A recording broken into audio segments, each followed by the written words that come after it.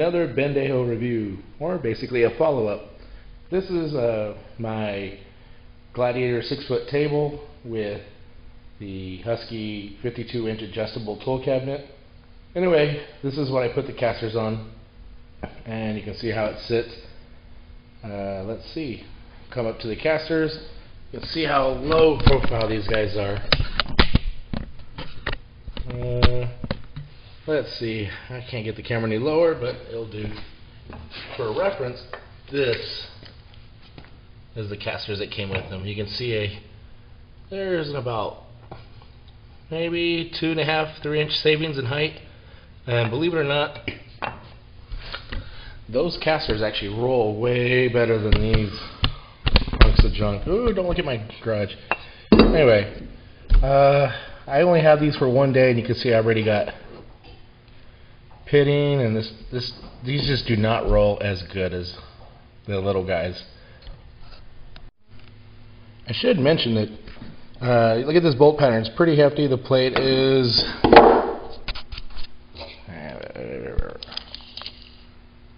a little over 4.5 by something. It doesn't really matter. Anyway, the bolt pattern or the plate on the leveling casters was like 2 point something, so definitely a lot smaller footprint. I'm hoping the tool bench will work it, but there were a set of bolt holes in the table or the cabinet itself, but nothing lined up, so I had to get really creative, and I had to drill and tap into the frame of the tool cabinet in order to make them fit. Didn't use those nuts. There's just no way to get in there and hold those nuts while you torque them. Now, right now, if I come up to the bench, right now only the 2 of the casters are actually locked. I mean, this thing, it's staying put. If I really want it to stay put, I can lock down all 4 casters. But let's go and see the casters. So as I described earlier, or in another video, that yeah, you can get these down if you really try, but getting them up is like right now. I'm now going back, putting the rubber foot back into place. I'm lifting it up right about there. I'm not going to be able to get any more. But as I said, use one of these ratchet open-end ratchets? Blah! Ratchet open-end ratchets? Whatever. Anyway, believe it or not, that easy. And then, of course, you want to level or just put some more. Oh, there's some weight right there. Anyway, unfortunately, if you start to lower it enough, this just was not. It's actually too thick. So if you look closely, you'll probably see some grind marks. So I ground it down a little bit to get it going. But let's try to see if I can. Ugh, that hurts. Anyway, lowering it, get it back on those wheels.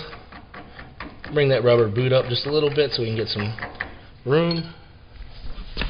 Now let's do this guy. Oh.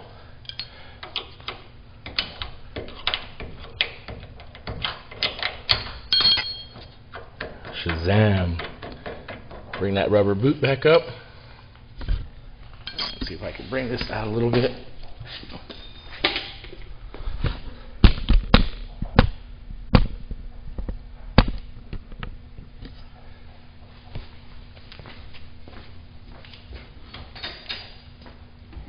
Rolls that easy. And now, as opposed to the OEM casters, it only had 2 swivels and then 2 stationary, but this one now moves all I wanted.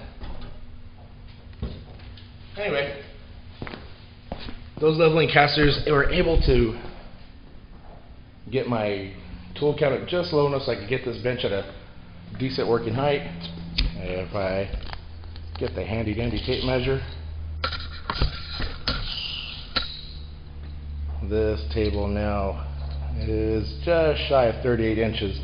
Before I put the casters on, this table was a whopping, 42 inches before I could get this cabinet underneath it. And it was just ridiculous trying to work at that height. But well, there you go. These casters actually work just as good as advice. Just keep in mind, if you have any of these relief cuts or whatever you call that stuff in the concrete, you're going to have to approach it at a kind of an angle. You can't go dead on or you'll get stuck. I'm working on maybe like a urethane gap filler or something. But anyway, hope that helps. Those crappy videos from the manufacturers just don't do justice. Hope this does.